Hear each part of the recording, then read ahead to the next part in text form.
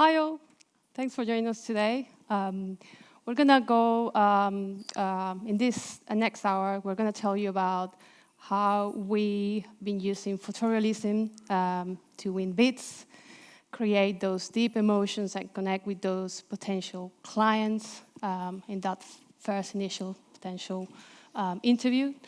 We're gonna focus some of the time as well, taking you with a little stroll to the Unity London office that we've created and we partnered together with Mirko and his team. So I'm sure you will enjoy all of that as well. I'm Mariana Anelli. I'm associate designer at Moser Associates. We conceptualized, create, and built the London office. We're based in London. And I'm going to let Mirko introduce himself. Thank you. I'm Mirko Vescio. I'm the co-founder of CEO and CEO of Oneiros. And actually today we're going to cover, we're going to see a short introduction about Oneiros, and then we will move to see the importance of photorealism in AC industry. Then we're going to see the case study, Unity London office, and how we approach the photorealism in that project. And we're going to conclude to see what's the next big thing in AC photorealism. Oneiros was started by architects, 3D artists, and computational designer. And we came from the classic offline rendering visual industry. And actually, it helps a lot to move from that kind of world to a real-time one.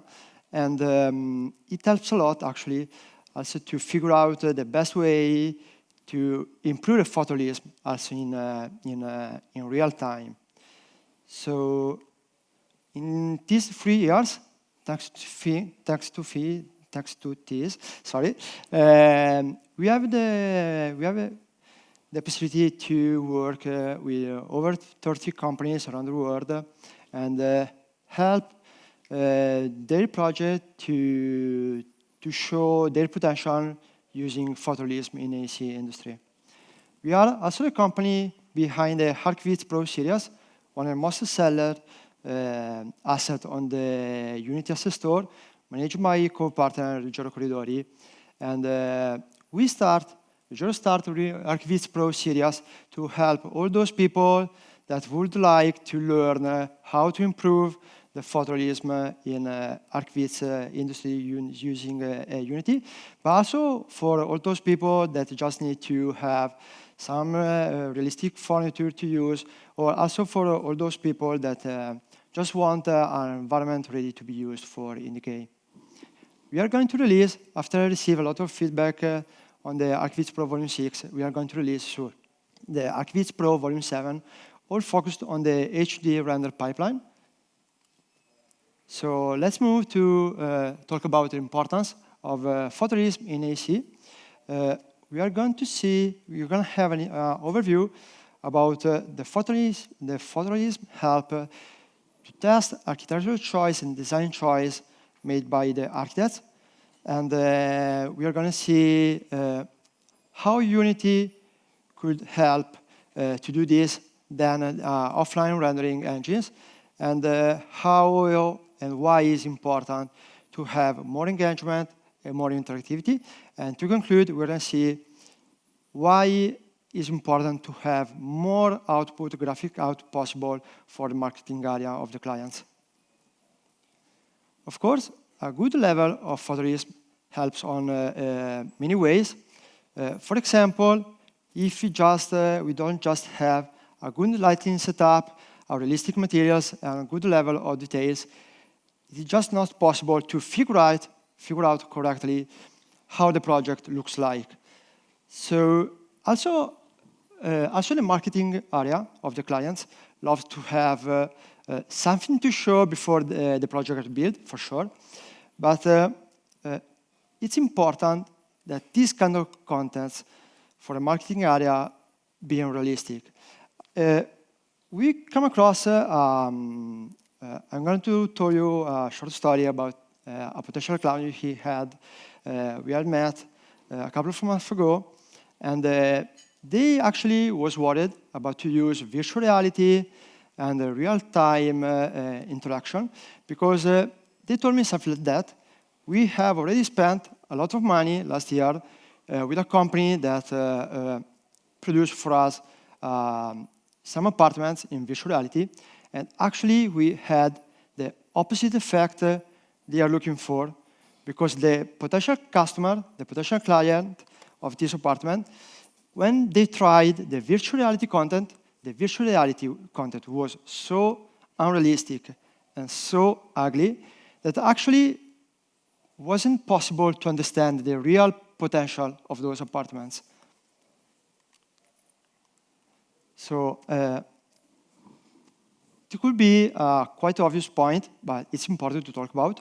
In the offline rendering image, we are going to see a rendering made by Moser, and taking as reference this one, that represents actually a quite good standard in the visual industry, we have to say it. We are going to talk about the rendering time. To produce with our offline rendering an image like that, we need to spend 3, 4, 5 hours on a single machine. Of course, Unity, for its nature being a real-time engine, we can achieve in just in a frame a second a still rendering. It sounds quite obvious, but images and video represent still one of the most required contents in the AC industry. So we can just don't think about it. Also because if it's not a problem to spend 3 hours for a single image, but let's figure out when we are talking maybe about a video. Considering a 3-minute video, a full HD photorealistic video, we are talking about 180 seconds, and consider at least 24, 30 frames per second. We are talking about around 5,000 images to be rendered for a 3-minute video. And just considering in an optimistic way, just 10 minutes per image, we are talking about more than 30 days to render a video like that on a single machine. And of course, no one in this industry have so much time to rendering a video. So you need to work on a render farm or hardware setup like that. But this solution required cost, higher cost. So sounds obvious for sure, but considering, as I said, video, cinematic video, first-person video, still images, 360 images, highly required nowadays from the industry. It's important to have in mind that also, if a real-time content is not required, could be useful. Also to achieve not real-time content. Of course, we also talking about to have more engagement and more activity, offline rendering can work. For example, okay, it should. Okay, it doesn't work video. Nice.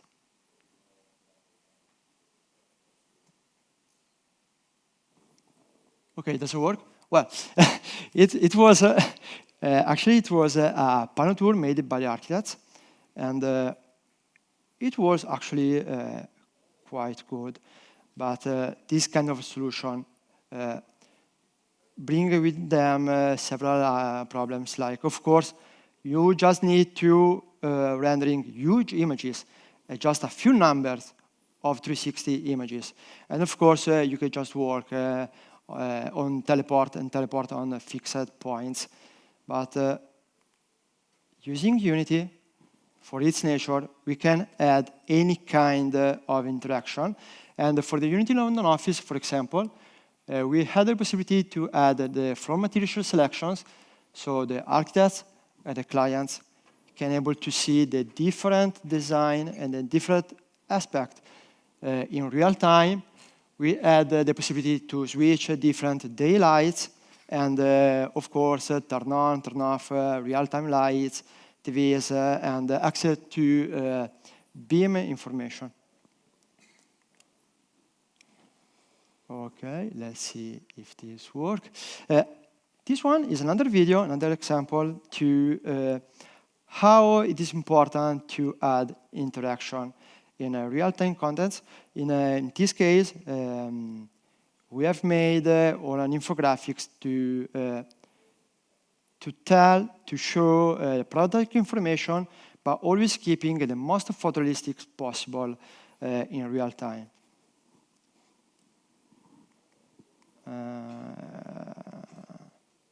It doesn't work also this one. Okay, it's a problem, but yeah. I need to show my video. Someone can help me? Thank you. Sorry. It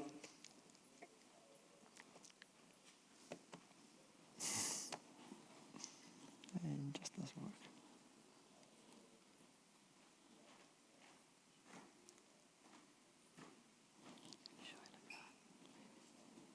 Okay, I can do it by hand. To click on the video. Yeah, I made a sequential click, but I can just. Yeah, but click with the mouse. So when you're on the slide, it's probably the way you set it up. Okay, and just click. I tried, but it doesn't work. But don't worry, I'm going to. You have it on a separate file? Anything? No, but maybe I can just launch in this way. Yeah. Okay, let's see what we've made in this case. So keeping photorealistic quality in real time with Unity, of course. We add the possibility to show some infographics, some contents about the product.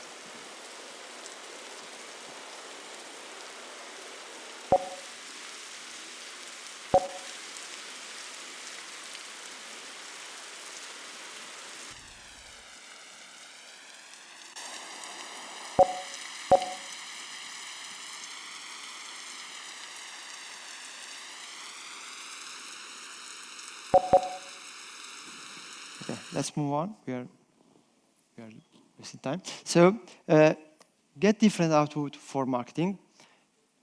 Okay, I'm not going to full screen.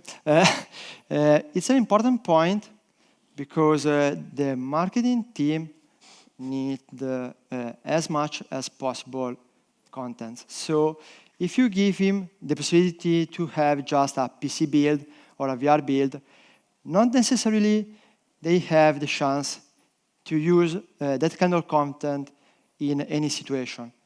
So as in this kind, it's important to understand the possibility to have just one content, but as much as possible graphic content to give to the marketing team. Of course, keeping the photorealistic quality.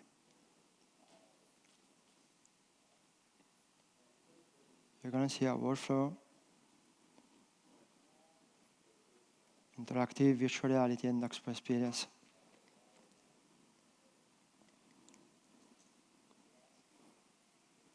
Cinematic animation, 4K, 5K, 8K resolution in just a couple hours of rendering.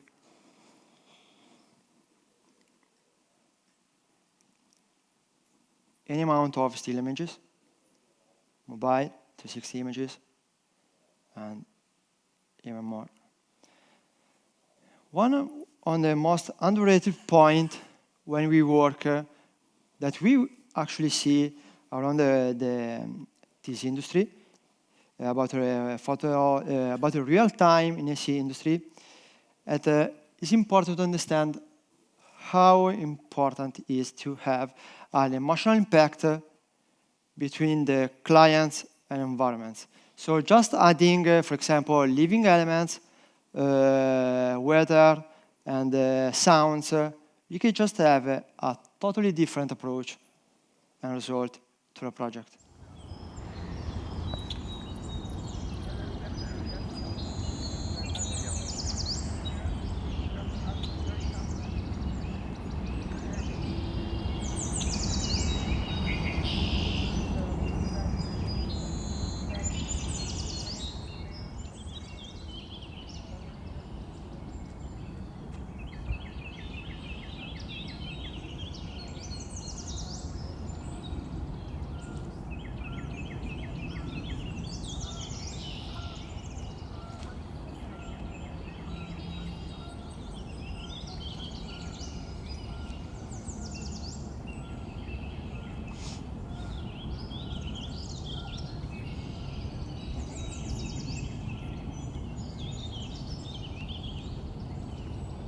we can see the reflection of the player to the glass.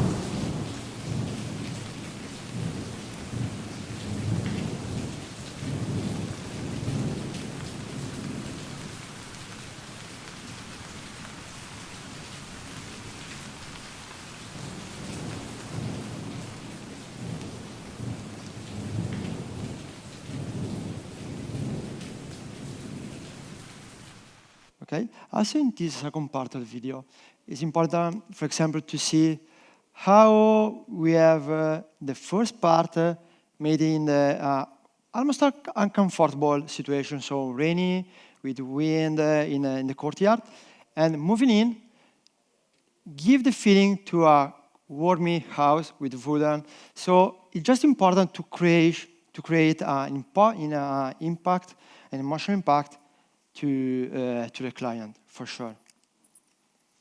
Now, we are finally going to cover the Unity London office, and we are going to have an overview about how a photorealistic real-time content can help clients to visualize. It's a huge point, super fundamental, and after that, we're going to see what's the difference between an original model reference received by the architects and the optimized one we made for Unity, the importance of know how to create, but not just how to create the materials, but how to understand the properties, the materials, and the importance of the details. And to conclude, we're going to see a cinematic video that tries to take all these points. Thanks, Mirko. You're welcome.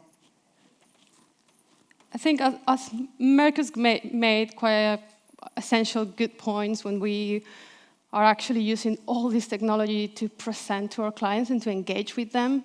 And it's about transmitting the sensations and connecting emotionally. It sounds deep, but it's really necessary to win certain projects. One of the things that I saw as opportunities with all this tool, and especially on the London office that we built last year, is that gap in between the VR world that we all see and the actual interior architecture is dramatically getting shorter, and we can actually access it. It's kind of like the future, and the future is happening now. We can get that high visual impact, and finally the immersion, the fact that you don't have to explain to your clients how can they imagine that they will feel. Then the second one is the decision-making process, and it could be at the beginning of the project. We work quite fast. This was a 3,000 square foot office, and we built it in 8 weeks. So we needed to make decisions really quickly. Also, we never get to finish designing. We are always refining details, and refining the details in a virtual model before getting to site is quite useful for the whole team. And finally, communicating all of innovative ideas or things that we think are not that innovative, but other people might think differently. Separate time zones and teams around the globe. Particularly on Unity London, we touched briefly on the floor changes, finishes. We have an issue towards the end of the program, and it was that the floor that we had picked wasn't available anymore. So trying to explore a change of finish at that stage is quite important. You need to wait a couple of days to get a right sample. You need to show your client and explain to them how that is going to look with the rest of the look and feel that you choose. By having this, you don't have to do that. And it doesn't only mean that you're looking at the floor. It means like you're looking at everything, all the reflections, all the adjacent materials, how they work together. If I need to make another change, I'll do it right there with the client by my side.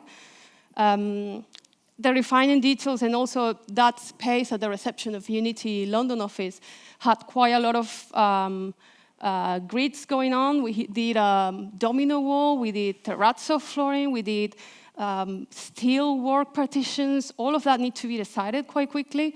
The setup, the scale, everything was substantially important. And finally, a typical one, who hasn't been in a position that we need to produce 3 options? Again, 3 options. Having them quite quickly for us is just a must now. On this one, it was more about the on-site specifics as well. One thing that we are seeing more and more is on interior architecture and workplace is that clients often go for this open style of ceilings. They look beautiful, but if they're not well coordinated, it could be a mess. This office in London is a sales office. It needs to project an image of a mature unity that we are representing. So designing even to the last detail of how the conduit was going to work on the ceiling, where the cables for the VR room were going to be, everything was super essential. So from the beginning, we established quite tight grids on the ceiling and the actual plan that help us minimizing the error on site. And the others, like quite funnily, when contractors on site get hit with big deal changes, like let's paint the whole space green, they don't get it. They are not used to that. So the amount of calls that we receive for along 3 days to ask over and over if this is the right tone, is that the right finish. If you can show them this and they can buy into the design intention, all of that, the time that you spend on site or convincing people, it just gets minimized. And that was really essential for us last summer. Thank you. Back to you. So, okay, we made the same poll on Facebook. This morning we are at the Unite, so it could be quite compromised, the pool. So, but how many of you could think this image could be a real photo, or could be plausible be a real photo? Okay.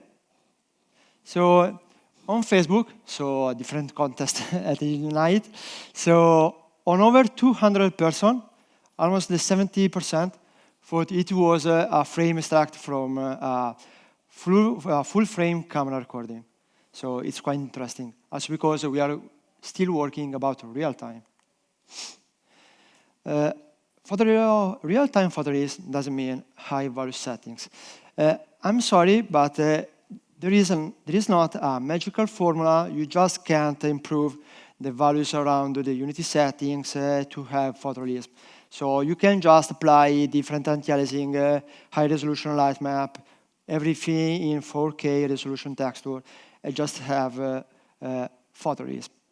Actually, real-time photorealism means optimization, because it's important to figure out an hierarchy of importance between the elements and in environments. Because if you just push everything to super high details, 4K, high resolution poly, you just have too many problems about the performance.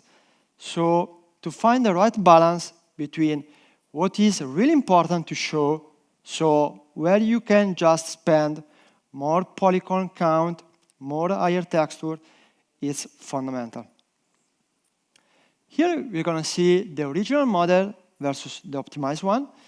The original model was a 3ds Max supplied by the architects, and the poly count was around 60 millions, and the number of objects was around 2,000.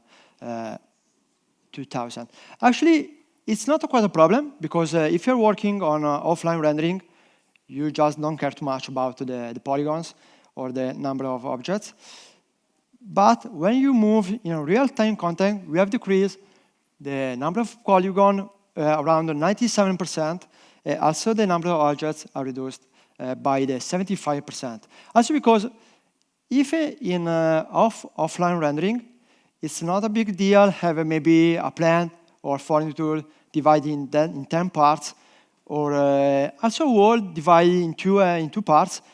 In Unity, it could be, because speaking in general, more objects you have, more draw code you have. So when we work in optimize all the scene, we have to consider. And actually, the max file was quite good because for a machine like that, 2,000 elements, it's not a big number, but it's important to decrease that values as much as possible. High or low poly. Everything in this image actually is a low poly asset, because low poly doesn't mean necessarily low poly style. So we can just have a photorealistic content, a photorealistic quality, also have a low poly count. Let's see an example about the armchair. In the first one, we have the original model that count like 300,000 polygons. And we have to reduce to the just 8K polygons. And also in this step, when we talk about optimize, unfortunately, there is not a magical formula to know what is the right amount of polygons for your low poly asset. So it's just related to your experience, of course. Also talking about where your build need to run. So if you're talking about PC platform or mobile platform, this kind of value could be also too high. Another example, interesting example, is about the vegetation and plants.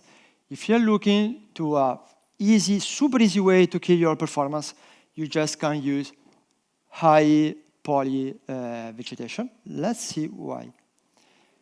The original model was around 2.5 million polygons. And if you remember in the first slide, we have seen that the whole environment optimized counts like around 1.8 million. The whole environment with the furniture. And just these plants can count 2.5 million. So absolutely avoid in any way, in any situation, high quality, high poly vegetation. So, and if you're able to do that, usually you can achieve also great performance. The PC build was able to run around 150 frames per second on a consumer GTX 1070. So it's quite a good result. One of the point is, we talk about it's not possible to just use the high poly model in real time, but the high poly assets are fundamental to achieve high quality, low poly assets. Why? Because when we work to optimize the model to reduce as much possible, the polygons, of course, we are going to lose details. For example, on the back of the armchair, we are going to lose everything is related to the texture that originally was made in mesh. So, and we are going to lose everything.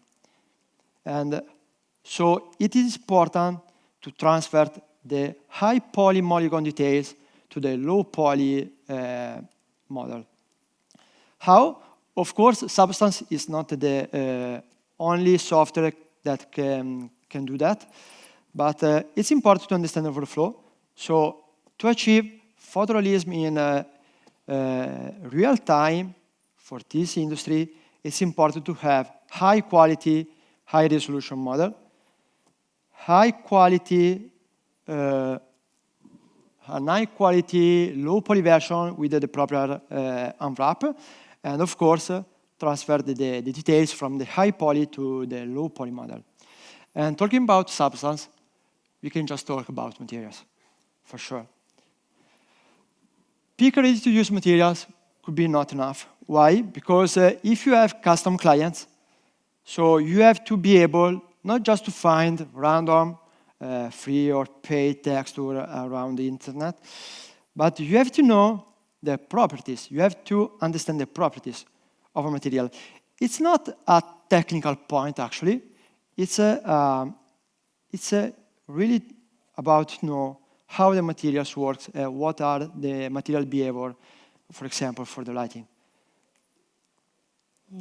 Using the same apparently the same material, so we have the same albedo, but in the first case, in one case, we have a totally incorrect result. Why? Because I don't understand how that kind of material, that kind of bouquet should react to the light. So we just have the same material, but two completely different results. And for a client, it's fundamental to have the right solution and not just what we are able to do because we don't know how the material should work. Okay, the importance of details. Also, this point in real time is one of the most underrated points. Fortunately, we came from the offline rendering industry. This point could sound quite obvious, but in real time don't. And how you have to work to the details to have photorealistic environments in real time. Actually, of course, about the props, details on the single items, but also is about the composition of the image. For example, in the open plan, we can see, more or less, the asymmetry of the chairs. So they have different rotation. On the black frame of the doors, we have some scratches. And for example, on the monitor, we can see the taskbar. And it's all about the composition of the image to have details, not just only about to have the right and high detail on a single items. Of course, also the single items could be really useful because, for example, taking this notebook, we can see the middle of the page not close at all. So we can see the texture of the pages or the yellowish cover not stick to completely to the notebook. So it's important to understand that details is just not a technical point, but is a mental approach to the environment. It's really, really important to achieve photorealism.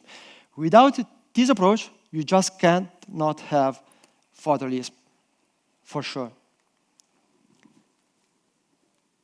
In this case, we are going to see another approach about the photorealism, because meanwhile, all the reflection probe was baked in the wall project, in the wall office. Here in the meeting room, we need to have a real-time reflection probe. Why? To have the reflection on the TVs on the tables. So if you don't need the real-time reflection probe to improve the photorealism, just don't.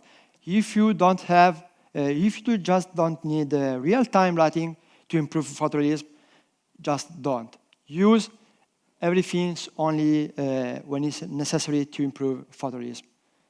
Let's see the difference between a baked and real-time. In this case, actually, it was turned off.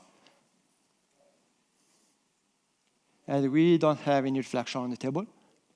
And it's weird, because in reality, you should have it. Okay, it's completely changed the result.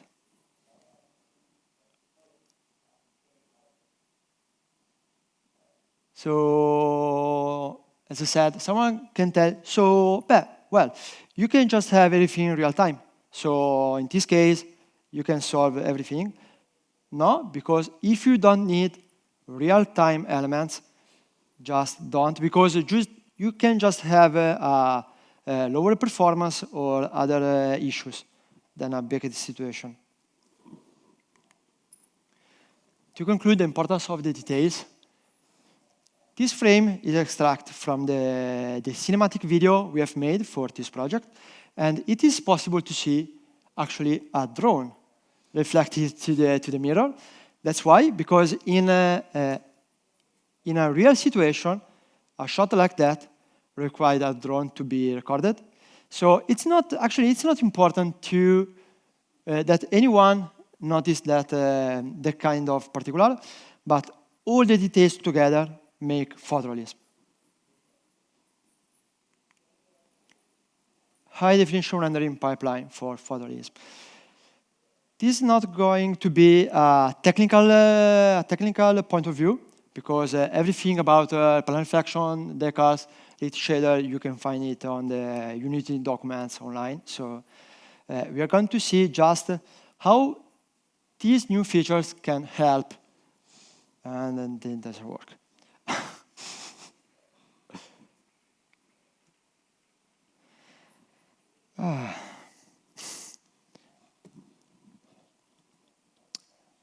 Nothing to do. Okay, the plan reflection actually should it work. Okay, we are going to see the difference between have and don't have a plan reflection, and it allows to have a more accurate, of course, reflectivity, material reflectivity. The decals are really useful. Unfortunately, it doesn't work a gift, but it's really useful to add details without change the geometries of the original shader applied to the wall. And of course, also the lit shader is fundamental to improve the quality of the shader. Too bad it doesn't work, but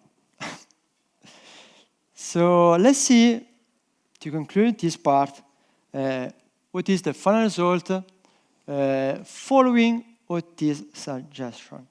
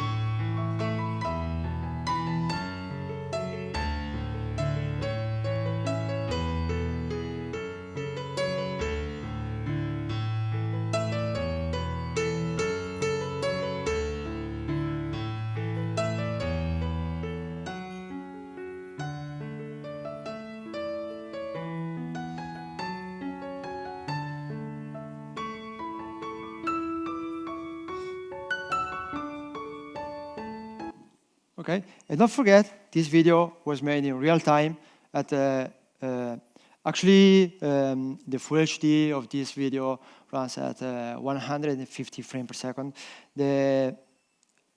But this one was made in 5K resolution, so an offline rendering could require a ton of time or a huge amount of graphics card to achieve the same result. Instead, here we are using just a single graphics card, consumer graphics card. So what's next?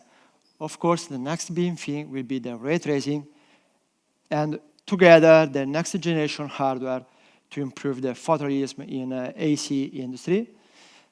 It's not super necessary to achieve photorealism, because there are a lot of new features in the HD render pipeline that actually can help to achieve another level of photorealism. But for sure, ray tracing is a game changing for sure.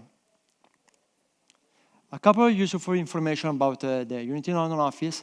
From oneirosvr.com, you will be able to download the PC build. So you can just go to our website and download the build if you want to try it.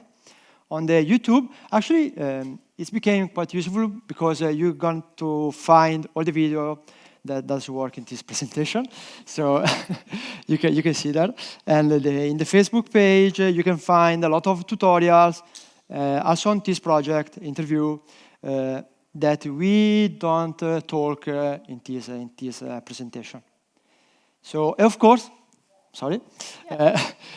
If you go to the moser.com website, you can find the photo of the real office concluded. Yeah, it looks pretty close. Yeah. Thank you.